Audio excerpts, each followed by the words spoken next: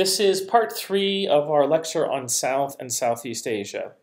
In part 1, we talked about Hinduism and Buddhism and the arrival of Islam. And in part 2, we talked about Islamic and Hindu political empires and states in South Asia.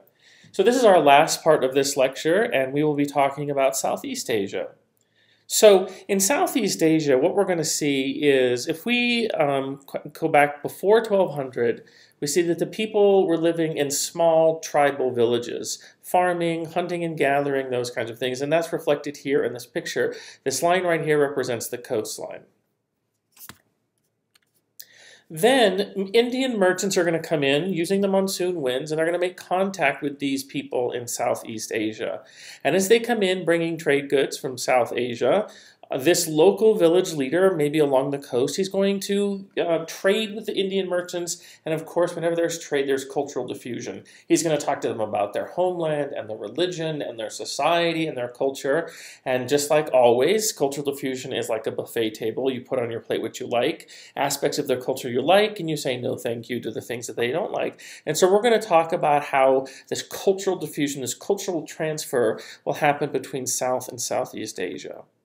So one of the things that this tribal village leader might learn about is the idea of kingdom, that we don't have to live just as separate warring villages. What we could do is one village could get a big army and go out and conquer other villages and make a kingdom. That idea is going to be imported, we think, from India, where they did have kingdoms already. And so that's one thing maybe this one village leader is going to do. Now, just because you want something doesn't mean you can get something. And so let's say, okay, he thinks, I've learned about what a kingdom is. I want a kingdom. And so he is going to be able to get it because all of these trade goods that are coming in from India, they're worth money. And he's going to become very wealthy trading his goods for South Asian goods. And with that money, he can build up his army, he can organize himself, and he can use that to go out and conquer these rival villages. And so this is what we typically see in world history. We see whoever has the most money typically is the most powerful because they're going to use that money, power, influence to centralize, to organize, and to go out and conquer. So that's for political transfer. Let's talk about religious transfer from India to Southeast Asia. So the first religion that is going to come through Buddhist monks and through Buddhist merchants is Buddhism. And so merchants are going to come in. They're either going to be Buddhist merchants themselves, or they might bring a few Buddhist monks that might try to go convert people. So they come in. And so this village right here, we know that his path to kingdom is to be able to trade with people from India. That's where all the wealth he's going to generate to build his army. And so they're more likely to trade with him and not one of his rival villages if he becomes their religion. So if these Indian merchants are Buddhists, he'll become a Buddhist. If these Indian merchants are Hindu, he might become a Hindu to attract their trade. Whichever one, whether it's Buddhism or Hinduism, right, we're going to see that to attract these merchants, he might convert, and then he probably wants his people to convert. And so we see that Hinduism and Buddhism in this way spread to Southeast Asia. Now, so that's one reason he converts to one of these two faiths, this village leader. But another reason he converts is because both of those religions, Buddhism and Hinduism, don't make him give up whatever god he was worshiping or and nature spirit he was worshiping or whatever before the arrival of these religions. Right? Theravadan Buddhism doesn't even have a god. It just says the Buddha is he is a really spiritual figure. And then Mahayana Buddhism would say, well, there are many bodhisattvas, many reincarnations of the Buddha. Primarily, we're going to see Theravadan Buddhism spread here. And so we see that, that's fine. Maybe you can still worship your gods, but just think about what the Buddha would say and do. If it's Hinduism, and so it becomes an easy transition. If it's Hinduism, well, the Hindus have many gods. And so if you have a god already, well, okay, we are used to polytheism, many gods, and we're not asking you to give up any of your gods. And so the point is that both of these religions are going to easily spread because it's not asking the new converts to give up anything, just to add. And that becomes a much easier way to get people into your faith. Next, let's talk about social cultural things besides religion. And so we didn't necessarily have people hadn't invented writing or used writing in this region and all these villages. And so when these Indian merchants come in, they already have a writing system called Sanskrit. And so as these guys start to trade, they see the value and the benefit of having a written system. If you're a merchant, to keep track of your records of your business. If you're a king, to keep track of your laws and orders and decrees and your tax receipts. And so they don't have to invent a new written language. There's one already being provided from these traveling maritime merchants from India. And so they'll adopt Indian Sanskrit as their own written language. So we had said that cultural diffusion is like a buffet, right? You take things you like, you reject things you don't like.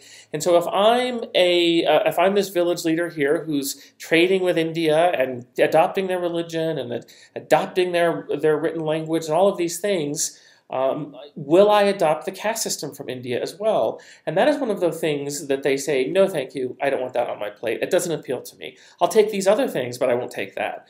Now, if we think, why would this ruler not adopt the caste system? He's adopted other things from India, because in the caste system, if you recall, the very top of the caste system, the top caste are priests. And this guy is a warrior, and he would be now second down. And so he is not about to adopt a caste system that would put him in second place. Not going to happen. And so they just say, no, thank you, we're not going to adopt that from India. So let's now talk about a specific empire that you might be able to use as an example from what we've talked about just in theory before. And so the Khmer Empire. There's going to be an empire in Southeast Asia, right here. Here's the Khmer Empire, and it's going to grow from a village, and that village is going to get wealthy from trading, and then they're going to use that to build up and conquer more and more and more villages until they have an empire or a kingdom.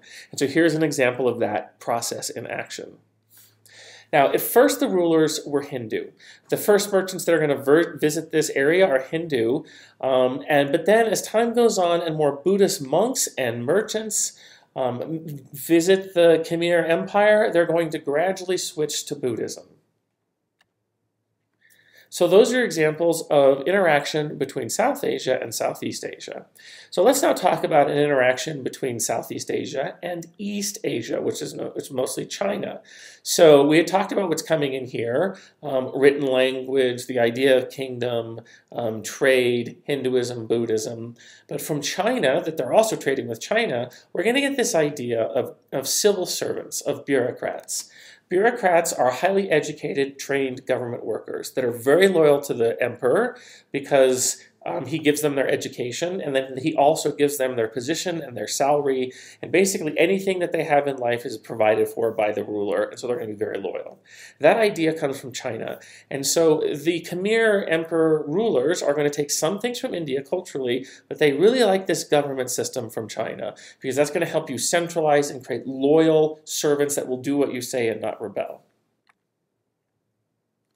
Next, we're going to see that this is a center of trade. Here's East Asia, China. Here is South Asia, India, and Southeast Asia is right in the middle. And so they're going to be a center of trade. So wealth is flowing in, and the rulers realize that, again, the more trade you have, the more you can tax it, and the more wealthy the government is. So they're going to do everything they can to promote trade. So the government is going to engage in public works projects. They're going to employ the people to build roads and canals. And if you have a road, it makes trade easier, more merchants. If you have a canal, it makes trade easier, more merchants. Next, we see a cultural twist to the economy. So in many regions, merchants are men, artisans are men. Most societies are patriarchal, male-dominated. But here in Southeast Asia, this village culture that it starts with, we have a tradition of not matriarchy, women control, but a lot more rights and a lot more interaction of women in society than seen as a homemaker. In fact, a lot of the businesses and a lot of the merchants and artisans are going to be women in this region. And so they are going to be the ones that primarily act as these go-betweens between patriarchal India and patriarchal China. Next, let's kill off the Khmer Empire. You see, it does last a long time. It is around 1200 when our course begins, but it's going to end around 1431. And the reason it ends is that the Mongols, and we're going to talk a lot about Mongols in future lectures, but they're this big conquering empire. And we had talked about how the Mongols kind of chase the Ottoman Turks out of Central Asia, and then they go on into Southwest Asia and establish the Ottoman Empire. Well, the same thing here is happening at the other side of India. We're going to see the Mongols expanding, and the Thai people, they don't want to get conquered and destroyed by the Mongols, and so they flee the Mongols, and that chases them here into the Khmer Empire. And then they're able to topple the Khmer Empire with all of these thousands and thousands of Thai people moving in. So here's an example of a cultural site that you might see numerous times. It is Angkor Wat. So a Wat is a religious place of worship and study for Buddhists. And so this structure was built in Southeast Asia by the Khmer Empire, and it starts out as a Hindu temple, right? This is classically Indian architecture, what we see right here, right? This kind of, I don't know, football-shaped a tower or spire, and then you see all the different gods on the outside ringing it. And when it was first built, it was probably very colorful and painted and beautiful. I mean, it still is beautiful now, it's just not as colorful because it's worn off. But so we see that this is architecture that started in South Asia, and then it spread to Southeast Asia as Hinduism spread to Southeast Asia.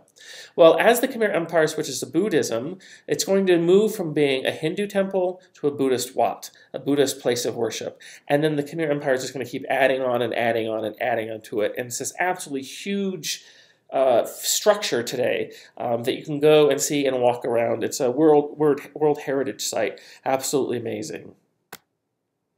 So now let's fast forward in time and let's go a little bit later. And so after Hindu and Buddhist merchants and missionaries have made their way to Southeast Asia and converted a lot of the people engaged in cultural diffusion, we're going to see Islam arrive. So as we have talked about, Islam starts in Southwest Asia, and then in 711, we see Islamic conquerors move into South Asia, and then we're going to see Islamic merchants and Sufi missionaries spread the faith to Southeast Asia. Now, we don't see Muslim armies making it this far, but it is going to spread not through conquest, but like I said, through the economy, through merchants, and then also through missionaries, Sufi missionaries.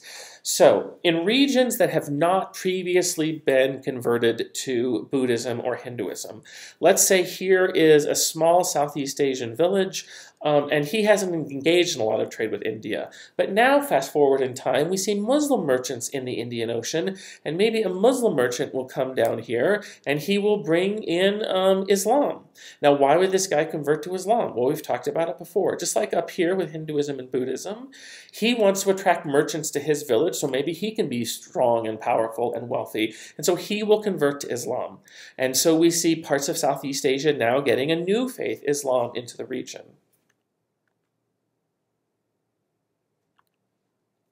So that's the merchant spreading it, but we've also talked about Sufi mystics. So we have talked about how Sufis kind of act as missionaries for Islam. People believe they have healing powers, they bring mysticism, and they bring this emotional, spiritual connection to Allah, and so that's very appealing to people. And so for the same reason that people liked it in South Asia, we're going to see these Sufi missionaries come to Southeast Asia, and they're going to like it for the same reason, right? It gives people this mystical, spiritual connection to a God who loves them and cares for them, and you feel like you're connected to an all-powerful being that's going to help you and take care of you. And so we see people convert for that reason.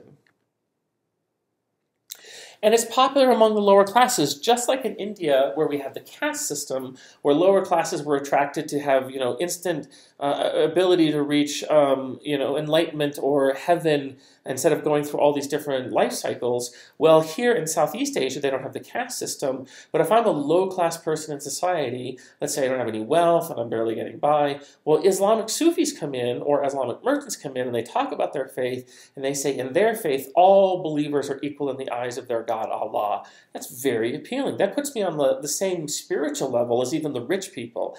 And so that seems very democratic to me. That seems going to lift me up in society. And so it's popular among the lower classes for that reason. And of course, the lower classes are always the most popular in numbers, right? There's always more people in the lower classes than upper classes. And so we see Islam spreading rapidly in Southeast Asia.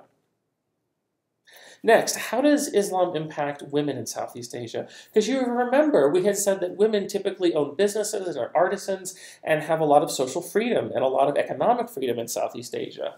And so how is Islam going to impact them? Are they going to be veiled? Are they going to have to now live in a more patriarchal society? And so what we're going to see here is that no, right? They're going to reject that part of Islam. We like the idea of Allah, and we like the idea of the Quran and this and that. But like I said, culture, when a new culture comes in, it's like a buffet table. You put on your plate what you like, and you reject what you don't. And so in this culture, we're like, oh, we like this, this, and this, but we like women having all of these ability to, participate in society economically. And so we're going to say, look, women are retaining the right to trade, and we're not going to have women, the women can still own property. We're not going to take that away. We're going to reject veiling. We're not going to have women be chaperoned. But we're going to take parts of Islam, but we're not going to take this part of Islam. And so we see women continue some of the more traditional roles in Southeast Asia, even though Islam is spreading into the region. All right, so then what we're going to do is let's finish up with another empire in Southeast Asia, and we're going to see this kingdom of Malacca. Malacca is a classic example of trade equaling wealth and power. So here are the Straits of Malacca right here, and Malacca, the kingdom of Malacca is going to be right here, right? And so as we see merchants trying to trade between South Asia and Southeast Asia, and merchants trying to trade from East Asia or China and Southeast Asia, even though you're doing it in stops, if you want to get between the two regions, maritime-wise, the quickest way to get from East Asia to South Asia is to go through these Straits of Malacca, this very narrow area. And so if you are controlling the trade route here, and you can stop and tax the boats and the merchants as they go through, you're going to become really wealthy and really powerful. And so that becomes the power base, this choke point, what we call, of trade. And so that's where we get the rise of this kingdom of Malacca. And that's it for part 3 of our lecture.